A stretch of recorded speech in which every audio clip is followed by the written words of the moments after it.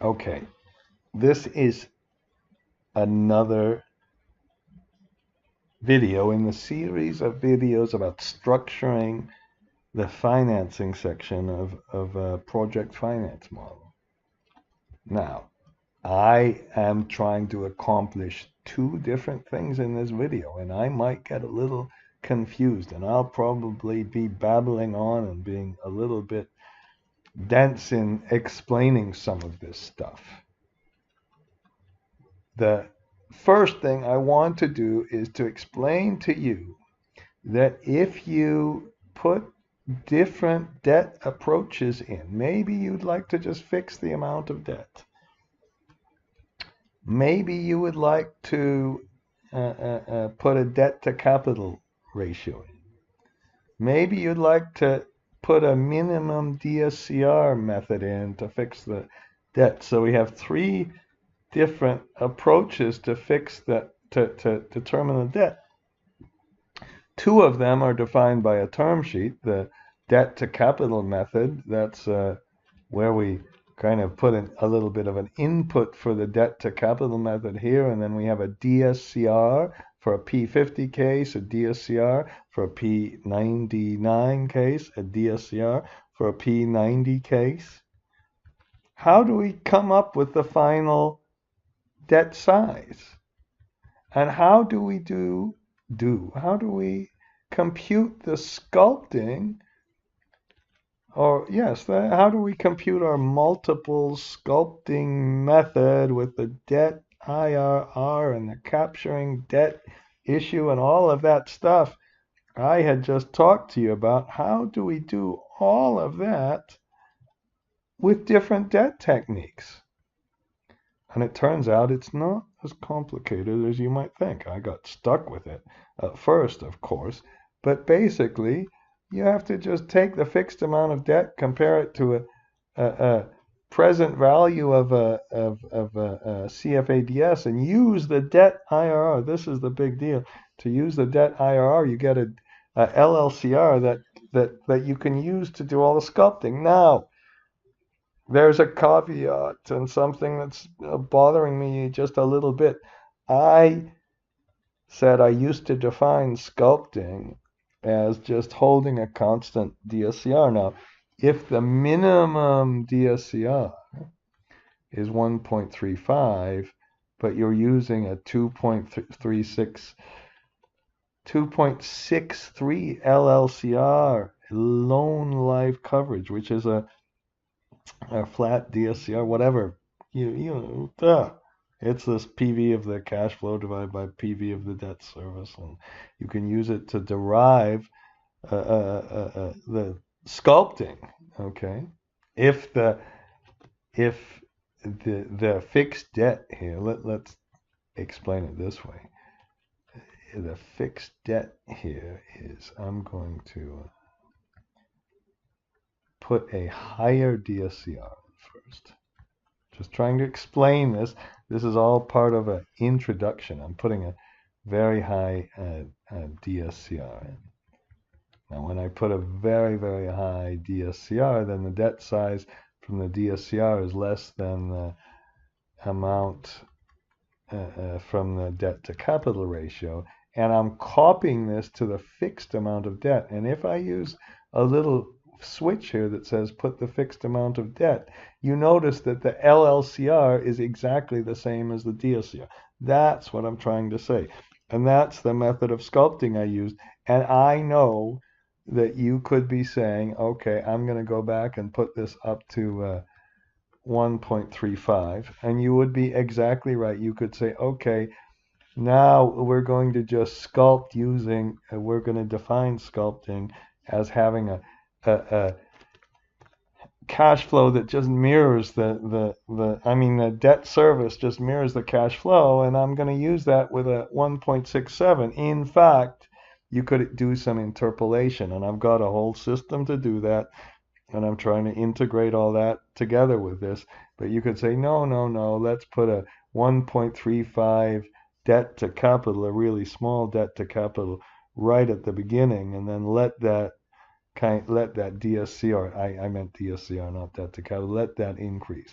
So the first part of this is discussing how do we look at different forms of sizing and also have the option to fix the amount of debt. Mechanically, how to do that. Now, I've half explained it, I hope. Then let's get to the second issue. The second issue is that is this whole business. It looks like there's one little input here, that we could have a P99 case or a P90 case driving the size of the debt. Now there's one rule that's pretty obvious. The bankers will take the minimum. They will always take the smallest amount of the debt.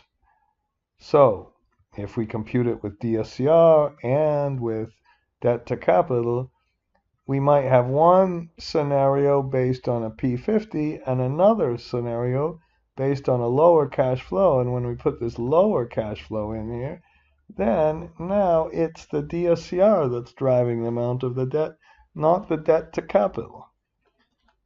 And here's where it gets horrible a little bit, but it's not going to be really so horrible. Let's start with a P50 case. Let's put our method 4 in, and the method 4, which I'll discuss in a minute, that allows you to select the lower amount of the debt. So let's figure out what it is, and then we're going to run a goal seek. I should set this to P50. Okay, we're going to run a goal seek, and the only reason we can run a goal seek is because we have we do not have copy and paste macros. And that I know you could probably manage a goal seek with a copy paste. I'm not saying you couldn't. And then we say, how much is the debt from this P50? Well, that's 155. Okay, so what I can do is copy that to the fixed level, just temporarily. And then I say, okay, well, now let's change this once we have our goal seek. Now, when we run the goal seek, please use the NPV. Don't try to do a goal seek against the IRR. I've done that too many times, and it is a disaster sometimes when the IRR, gets a little crazy and can't compute. It works so much better if you compute the NPV using the target IRR. Okay, so then we're going to change this to the P99 method. And when we change it to the P99 method, notice that our minimum debt now is less than the amount from the P50 method. So I'm going to copy that into the fixed amount of the debt. And then I'm going to go back to the P50, because when I go back to the P50 now, and I put in, and I use that fixed amount of the debt, not the computed amount, the fixed amount of the debt. I use this. Now I get a smaller IRR. So what I'll have to do is then redo the goal seek. Not that big a deal. I redo the goal seek, and that gives me a new level of debt, which is a little bit is still higher than the amount of the debt at P99. And then after I do the goal seek, I do the worst case again, the P99.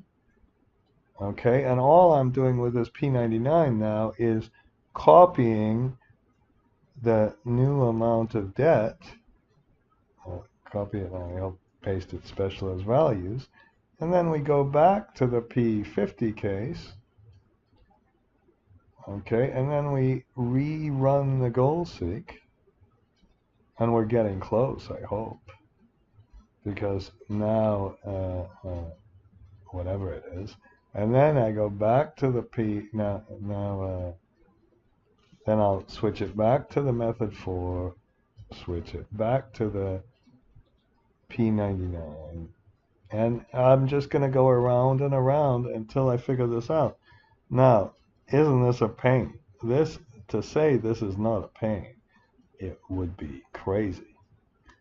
And as I'm discussing this with you, I'm really looking at the screen and not discussing it with anybody else. How in the heck do you try to explain this in a really kind of a simple method? In order to do this, you have to have some goal seeks, you have to have some you have to have some different debt sizing methods, and you have to make sure the circular reference is not screwing everything up. But that's basically kind of how it works. Now, for the rest of the video, and you can switch off the video now. You can switch off. I hope you can see this problem. I hope you can really understand the problem. Now let's first kind of work through some of these issues. Okay, now if I press number 1, this is just defining that the debt size will come from the fixed amount. So if I cheat and just skip down here to the sources and uses statement, I hope you can remember this number right here. That came from the fixed amount, and the amount of debt was a measly old 50% of the total project costs. By the way, something very important, I'm trying to show you that this effect of the P99 versus the P50 and how people estimate this P99 is a very, very crucial kind of an issue. Now let's walk through a little bit how that's done. The first thing I should tell you, I put a little if statement here.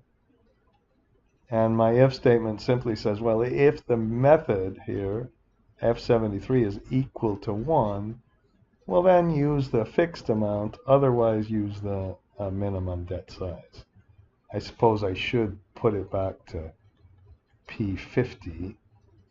Okay, and when I put it back to P50, you can see that this number is different than these numbers. Now the trick, I want to still use sculpting. I want to still use sculpting with all of this stuff. And I believe I did not I did not do any of this. Okay, I did not kind of graph any of this. And when we put all of this these different debt issues in here, when we have when I'm talking, this is just horrible. I know. I'm really sorry about this, but when I'm stuttering. I'm just trying to show you that this amount here. I'll make a F11 just for a minute, and we'll make it into a stacked area, so we can really kind of see what's going on with all the sculpting. Okay, so we're still sculpting it all, which means this is directly tied to all the cash flows. The cash flows have exactly the same pattern. That's what I mean by sculpting it all. Okay, now if you let's again, excuse me for going up and down and being a little irritating and trying to explain this without actually going through the mechanics of the calculation. We put a fixed amount of debt in. Now let's just assume that we have some sort of debt IRR. The debt IRR is the debt service, that's the positive, versus the amount of debt you issue, that's the negative. We can use that debt IRR. I'm going to perhaps just go to this number, I hope. We can use this as the discount rate and compute what the present value of the cash flows over the entire tenor of the debt are. And there's our PV of the cash flowing. Just in case the interest rate would be changing, it would be changing from period to period. Just in case that would occur, I use the sum product instead of an NPV calculation. Okay, and that works if you change the periods and everything else. And then the present value of the debt service, this is kind of the magic. If I use this DSCR, which is, or LLCR, which is computed as this divided by this, that's the 1.87, then it, when we compute the debt service that's established from that, here's the debt service, and we take the present value of that debt service, basically by definition, that equals the NPV of the, that equals the debt itself. Okay? So, and then we go through all the rest of this capturing debt issue, this non-capturing debt issue, where I also compute the LLCR. Then finally we go through and we compute, put all of our debt service together. We put our minus in the front and our positive in the end, and we get the debt IRR, and it all works. It all balances everything else. I could even take a peek at the balance sheet, but then I'm almost afraid to do that. But luckily, it's all balancing. There's no difference. The whole thing worked with multiple debt issues, and it was precisely the same as the method used to compute the debt itself, the sculpting itself, with capturing debt issues and non-capturing debt issues and all that horrible kind of stuff I won't walk through. But at least you have the kind of approach to do the sculpting. Okay, that's one method. Now let's pretend just for a minute that we press. Well, I'm not pretending. That's stupid. I'm gonna click it. That's not pretending. Now, when I change it to this method, we could, the debt to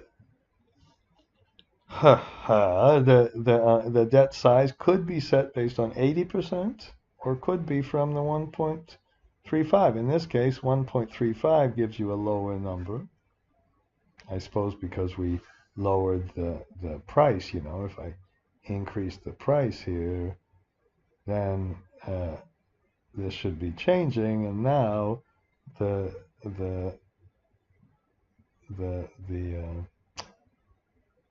DSCR produce a higher amount of debt. So it all depends on that price, and that's why that goal seek was in there and everything else. Okay.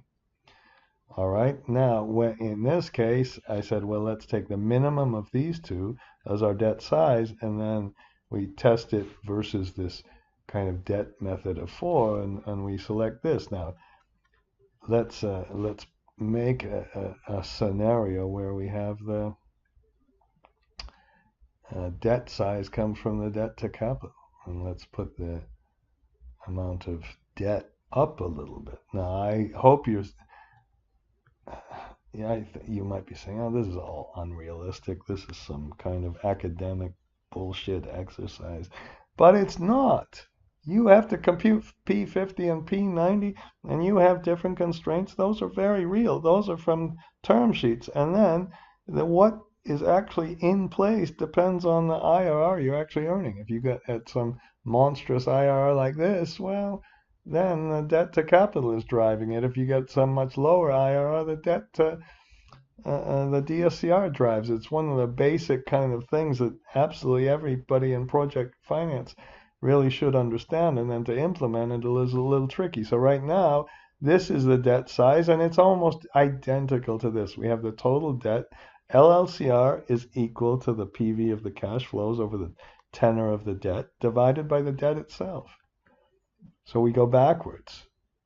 We have the amount of debt, we have the amount of cash flows, we have the debt IRR, which was a crucial number to compute, and then we divide the PV of the cash flows by this to get this. And then we compare now. I said, well, the maximum, if we would, again, let's make it be driven by the DSCR. Now, so I'm going to put the price down a little bit. When I put the price down a little bit, now you can see that this no, you can't. Now it took a minute. That's how long it takes. That wasn't very long. And now you can see that the DSCR, that debt size from this 1.35 DSCR is lower than this one. Now there's only one thing to kind of do. I'm going to push this up again. Okay, and when I do that, just so the DSCR is derived from the debt size is derived from the debt to capital method. So this is the amount of debt. We find our 191. And our 191 is just right here. Now there's a long history around this. If I hope you've noticed that you'd say, where in the heck are the copy paste macros? What are you doing? Aren't you running into circular reference nightmares when you do all of this? You should be. Well, the reason I'm not is because I'm running this parallel model thing. Okay, and then once we have this established, once we have this debt established, then I'm in the aggregate section here. There's our total debt again. There's our DSCR. There's our debt IRR, and somewhere down here, I even said, okay, what is the DSCR? And this is this kind of point where it's a flat DSCR, meaning that it all corresponds. So again, the key in all of this was simply that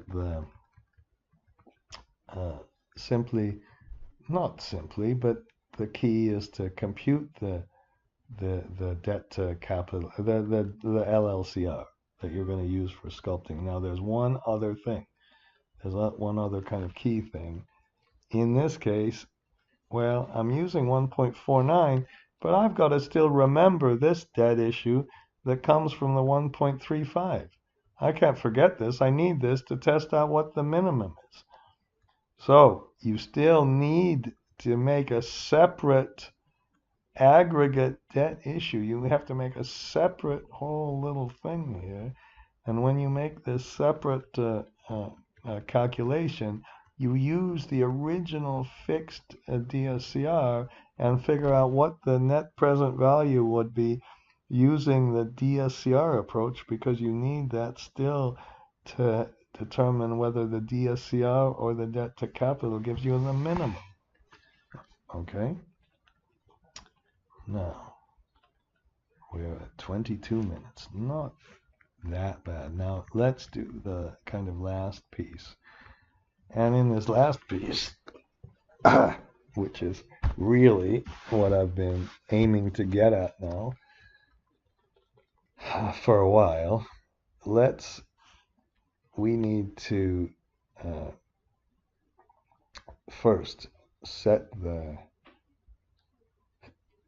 I have this in a scenario, okay? I suppose I have this scenario sheet. We're going to set this to the P50, which is 1. So let's put P scenario. Now I'm going to make a little macro that does exactly what I just said, I hope. Okay, and that means we need to name the range, not range the names. There's the parallel model that I can't give you. You can get if you want, but it's the key to doing this whole analysis. And by the way, I'm going to make a simpler kind of version of this as well. Okay, so this was our P scenario. So let's start. Let's perhaps go to alternate and F8. And let's put up here a whole analysis where we I'll put debt sizing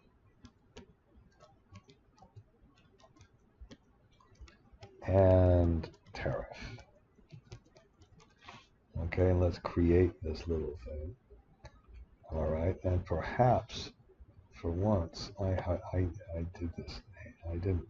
I used to do this, but I think it works like this. Okay, so we first put range, and then you just get used to this. You put the double inverted commas in, and you put P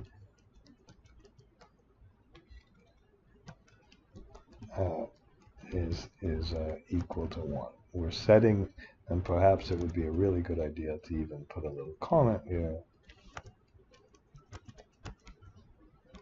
Okay, and I'm just going to lay this out and stop the video. And then I put down here the det method. So range det method equal 4. So we're going to figure out which it is. And then I know there's a goal seek function that I made. That's this one. We could even look at it. That's goal seek. You see that? Okay. And so let's run. We're going to run the goal seek.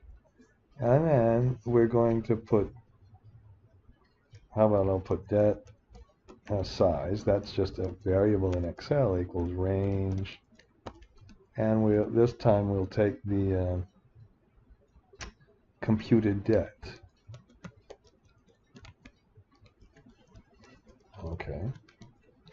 And if we want, we could even put that into the fixed det. But for right now, let's go back, and now let's change this from from 1 to 2. And this, so now we're going to switch it to the P99 method. Okay.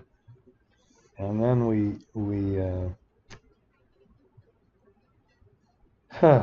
and then we'll figure out what the det is. And then now the det size is the computed det. We don't go through the goal seek this time.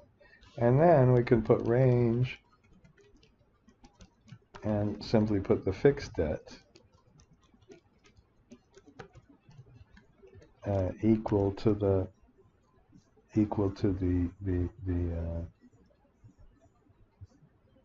range fixed det equal to the det size. Okay. And after we've established the fixed amount of the det, okay, we can do a little test. We could put perhaps I should have done it like this, excuse me. If range if det size is less than if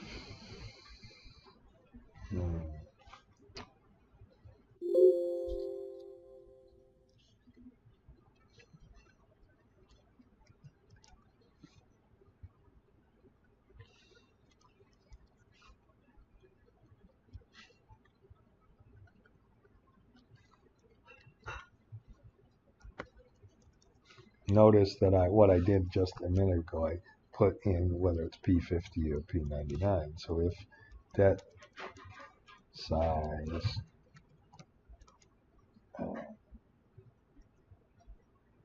P99 is less than, oh no, I'm sure you're hearing some stuff in the background. That's okay. Det size P50, then we do this next thing. Okay. And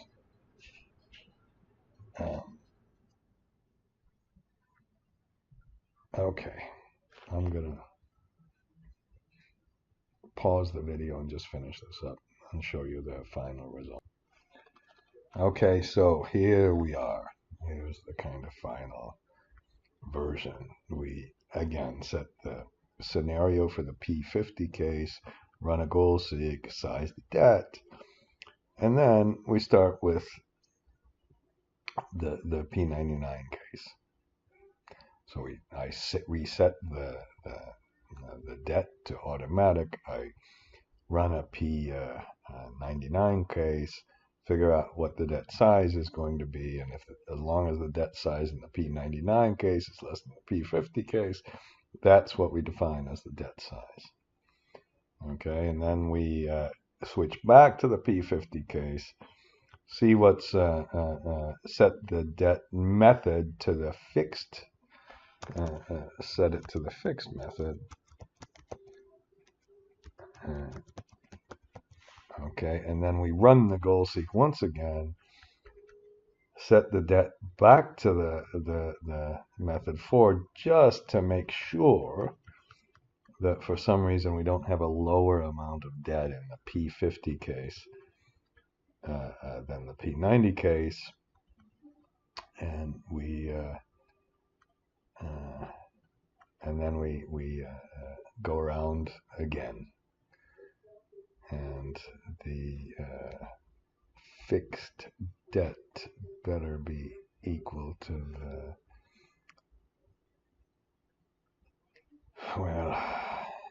fixed debt here is equal to the debt size in the P99 case, and in this case the fixed debt is equal to the debt in the P50 case, and you keep going around and around and around. I put a little printout after you've gone through it. The thing that takes a long time is the goal seek, of course. Okay, and then we once we've finished this, we set the debt back to the automatic sizing. No, we don't. We set it to the fixed. Excuse me. I believe that's what we do. So the target IR, maybe I'll make it 11%, even though maybe that's unrealistic, but let's just kind of work through and see how it all works, okay? So we're running the goal seek.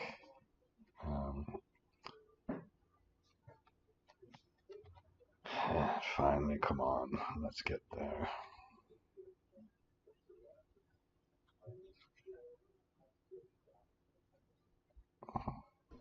Okay, I'm finishing this off finally. So here we go. We go through a goal seek. I think I did this once. And it would, the thing that takes a little bit of time is the goal seek. And if we look at the macro that I put together, I started with smaller iterations and then gradually increased the iterations. Now, this takes unfortunately a minute or two to run, but it's going through the goal seek, computing kind of the first number, and then I put a little message box there.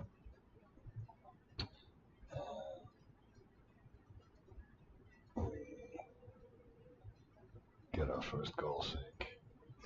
I really to run this faster, I really should.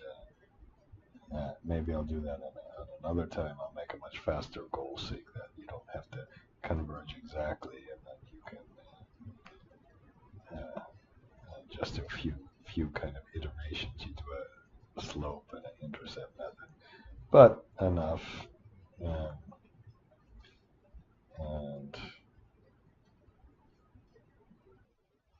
And finally, at the end of the process, here is the kind of target equity IRR that's made. And if you look at the P99 case, you can see that the debt exactly matches the DSCR of 1.0. So that's the kind of final issue of going around and sculpting and different debt sizing and blah, blah, blah. I should shut up now, I think.